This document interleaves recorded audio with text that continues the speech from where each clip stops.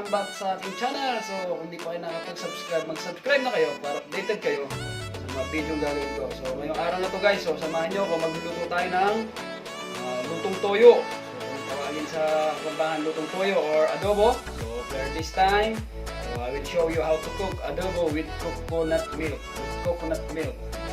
Okay, so today's video guys, so I will show you how to cook chicken adobo with coconut milk. So, okay, what's up mga Kbalen? Today I will show you the ingredients of our adobo with coconut milk. So you guys, if you are foreigner residing outside the Philippines or wherever you are, so if you visit Philippines, this is a popular dish in the Philippines, so adobo. But today we are going to show you how to cook adobo with coconut milk. Especially in the province of Pampanga, they called it adobo, or what do we call that? Adobong toyo. Yan. So, or lutong toyo. Yan. So, lutong toyo is the correct term. So, we have here our chicken, Thai part chicken. So, 1.5 kilo. And we have a whole black pepper. And we have a crushed black pepper here. And we have bay leaves. And this is our coconut fresh gata or coconut milk guys. So, then we have oyster sauce here and our cooking oil, and 2 tablespoons of vinegar. And especially we cannot cook adobo without using soy sauce. Yan.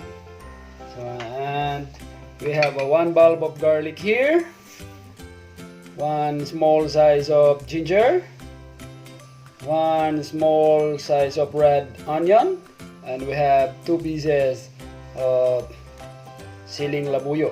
Okay, let's start. So, okay mga Kbalen, mga kabayan, so today, so we're going to start how to cook adobo with coconut milk. And now, so all you have to do is preheat the wok or frying pan. If the frying pan is preheated, so you can add cooking oil. So a little bit cooking oil, so 2 to 3 tablespoons. Okay, then wait for the cooking oil to heat.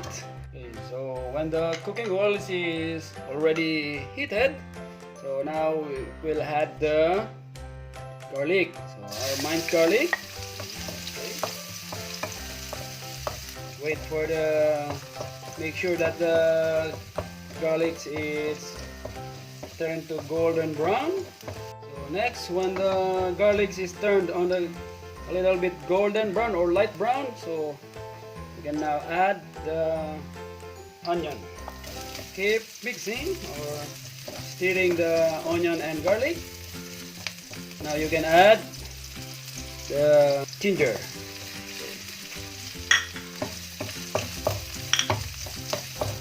So after putting the ginger, so you have to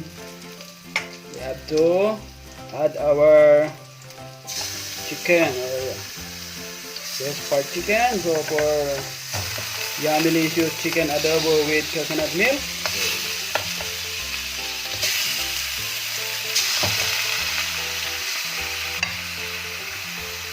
Let's add our soy sauce. So 2 tablespoons of our soy sauce guys.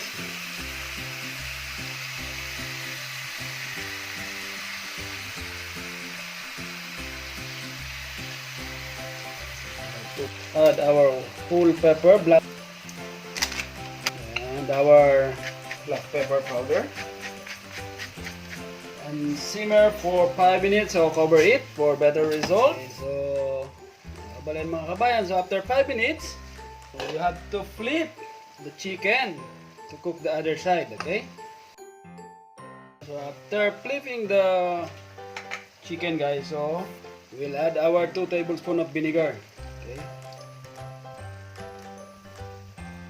after you add the vinegar, so you have to put our bay leaves, so maybe 2 to 3 leaves of bay leaves. Okay, simmer it or cover for 10 minutes until the chicken is tender. Okay, so ladies and gentlemen, today We're cooking Philippine adobo with coconut milk. Okay guys, so now let's check the chicken if it is tender. So make sure before you add the oyster sauce, chicken is so tender.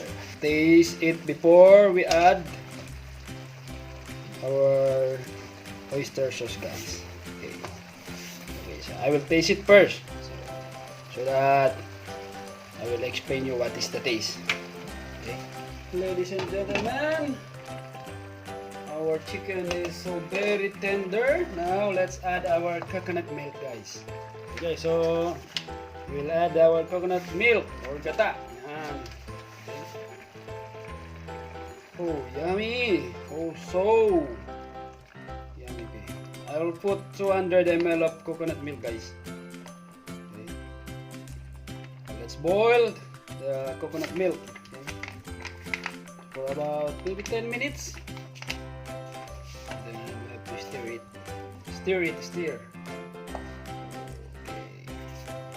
Now, guys, looks so delicious. If you have soda, partner it when you're eating lunch, dinner, breakfast, or siesta. Okay. Now let's cover for 10 minutes.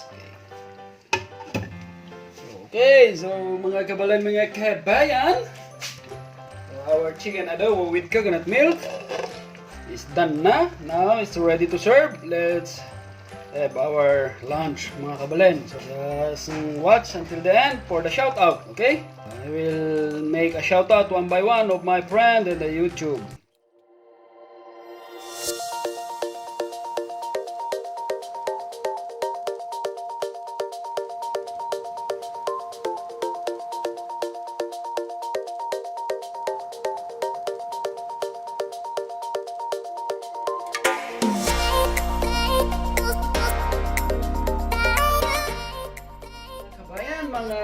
Mga kabayan, or to our beloved fellow countrymen. So our chicken adobo is now ready to serve. Thank you for watching. Don't forget to like and subscribe my channel.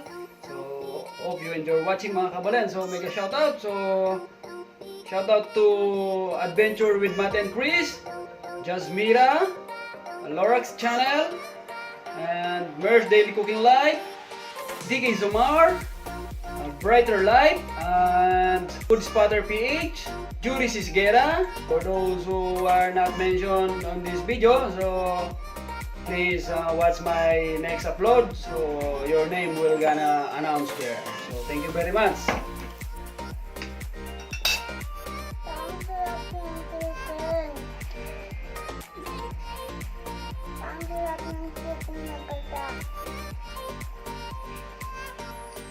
Ang sarap ng adobo na may gata. Ang favorite mo yung chicken.